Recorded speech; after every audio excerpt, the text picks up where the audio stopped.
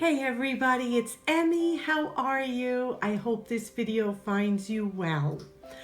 Well, had another conundrum today. I realized tomorrow is Good Friday, and historically we have always eaten hot cross buns on Good Friday morning. But as you know, we are sheltered in place here in New York, and when we went out the beginning of the week, I forgot to buy hot cross buns. So what do? You know me, let's create some hot cross buns. So come along on this journey and make some hot cross buns with me. They are super easy. I actually am filming the beginning of this video right now at the end after I've made them, because I was so unsure. I had never done this before, and I was so unsure how this would turn out. I kind of was like, well, we'll see. And if it doesn't, turn out well, we'll just scratch it. They came out beautifully. I am amazed at, again, how simple, how I used ingredients that I have. If you have flour, yeast, and little egg and some raisins. It called for dried fruit, which I don't have any dried fruit in the house other than raisins, so I used raisins. They look absolutely beautiful. So I hope this video encourages you. I hope you try these out. And without further ado, in this bowl, I have a half a cup of raisins, and I'm adding a 1/4 cup of hot warm water, to reconstitute the raisins a little bit. And I'm going to let them just sit and absorb that water, and then we can begin baking. We're going to let these cool to room temperature while we're setting up our dough.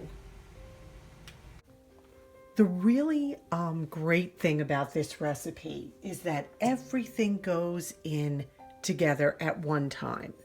So I am going to put in 1 egg yolk, and I kept the remaining white to use for another recipe. So that's 1 egg yolk. I've got 3 tablespoons butter at room temperature. I am going to put in 1.5 teaspoons of yeast.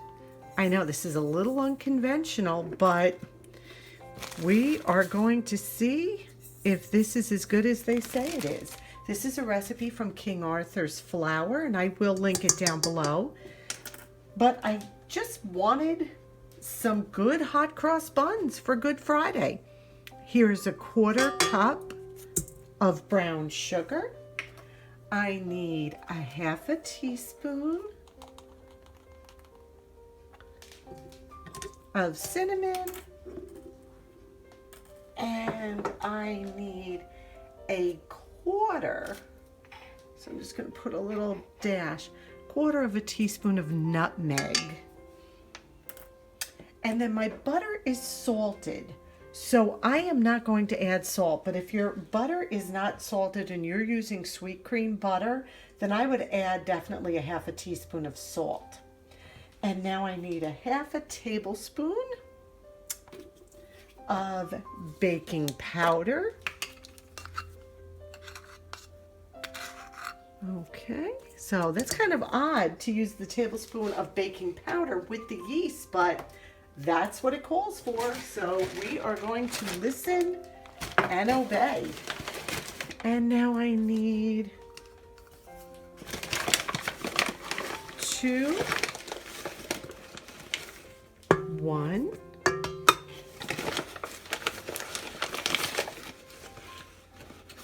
2.25 cups. I'm using all-purpose flour. Now, what I liked about this is it's not a huge recipe. It should make between 6 and 8 buns. And then I'm going to put in 3/4 cup of room temperature milk. Don't let it be cold. Try not to have cold milk. So that's all the ingredients. We're just going to lower this, and everything is in there. I am going to just knead this for about 2 minutes. That's all there is to it. They are super easy. This is 2 minutes, and you can see what a beautiful dough this is.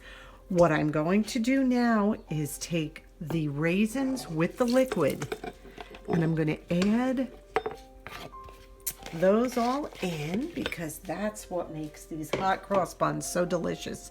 And another thing is, it's a very rich dough. It's got milk, it's got eggs. So I'm going to just mix these in gently. And now what this is going to do is make the dough almost tacky. So we're going to let that go for a minute. Okay, after I added the liquid with the raisins, the dough seemed a little wet. So it's supposed to be a tacky dough, which I totally get, but it was almost like a watery dough. So I did add approximately 1/8 more cup of flour. So just a heads up on that. I guess I could have drained the liquid, but I really wanted that flavor of the raisin water in there. So now I've greased my bowl and I've greased my hands because this is a tacky dough. Oh yeah, but it's nice. You can feel it. Okay. Now when I say tacky, if you can see this, it is not, let me push that back for you. It is just a little, you see how it's not dry like a bread dough? It's a little bit tacky, okay? So what we're going to do now is I'm just going to take this and I'm going to put it in my greased pan, roll it around. I'm going to cover it with a damp, wet cloth, and I am going to let it rise for 1 hour. Look at how beautiful this dough is. It did not double, but the recipe said it was not supposed to double. I actually let it stay for 1.5 hours instead of 1 hour. After 1 hour, it was a bit puffier, but it wasn't as much as I wanted it to be. So I let it rise for 1.5 hours. And again, it's just supposed to puff up, not double. Okay, so now I'm going to just grease. This is a 9x9 pan, and I'm greasing the sides and the bottom. I made a half recipe. You certainly can make the full recipe, but I just made half because I did not want to make that many buns. So this should make about 6 to 8. So let's first punch down the dough. Beautiful, look at that. All right, now we're gonna take this out. Oh yeah, this is lovely. Really nice. So what we're going to do now, it's almost like if you saw my bagel video, this is almost what we're going to do. They said about 1/3 cup, so I would say just like that. And we're going to do exactly like we did with our bagels. And we're going to turn it under, place it in. Okay, that looks about a little bit more. Whoa! And again, we're just going to fold under until we have a nice little smooth roll. And I am going to do this with the rest of the dough.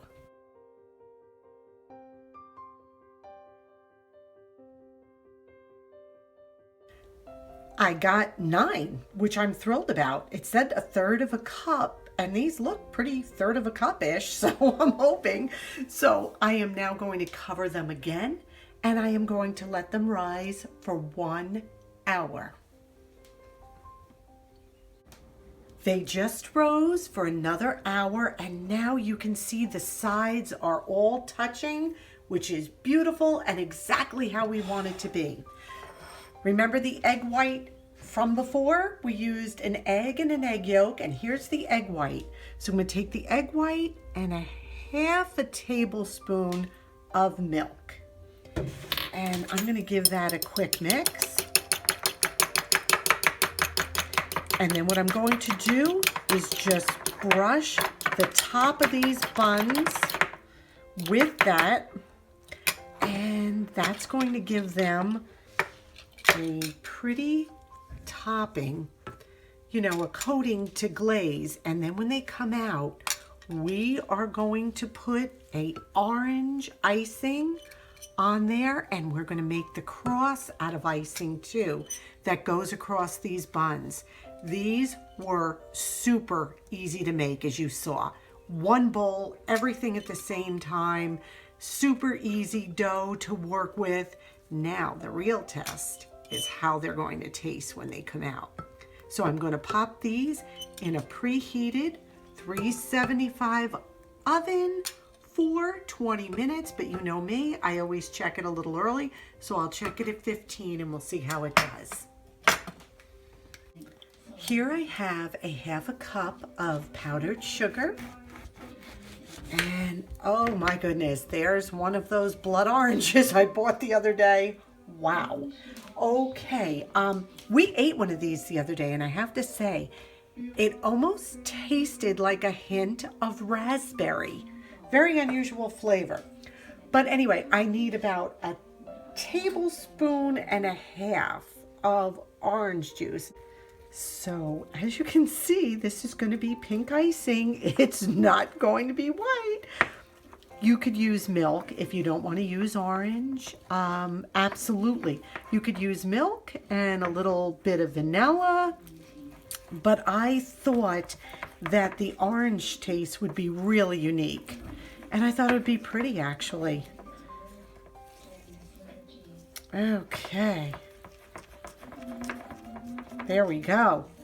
And this we are going to brush on to our buns while they're still warm. Here they are, hot out of the oven. Look at these. I did not expect them to be this beautiful, so I am pleasantly surprised. What I did was I took a spatula and I went around, and then I took my offset knife and I went under gently to loosen them. I flipped them out and I put them, I had to loosen them, so be careful when you're going around that they don't stick. And now I'm going to take that orange glaze and I am just going to saturate.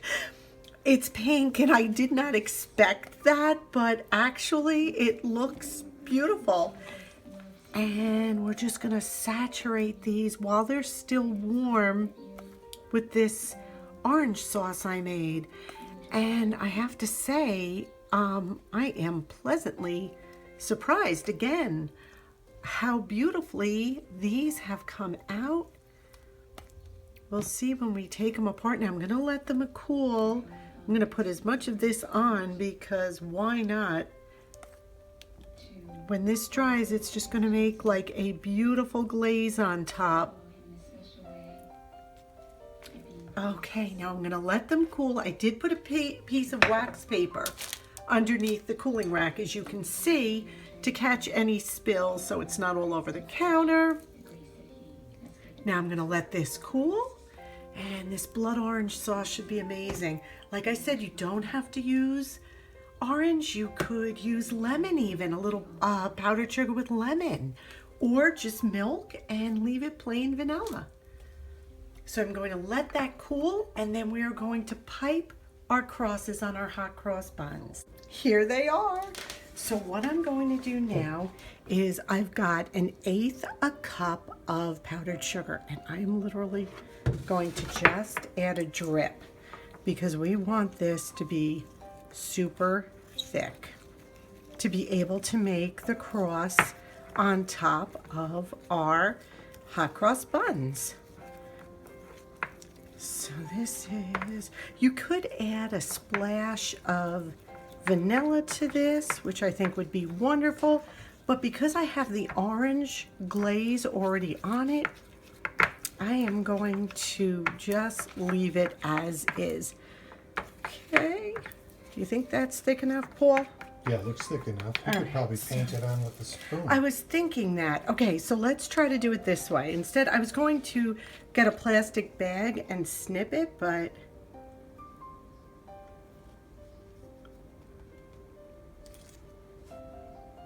think this is going to work just as well. Good idea. Because you have to remember how much glaze we already have on here.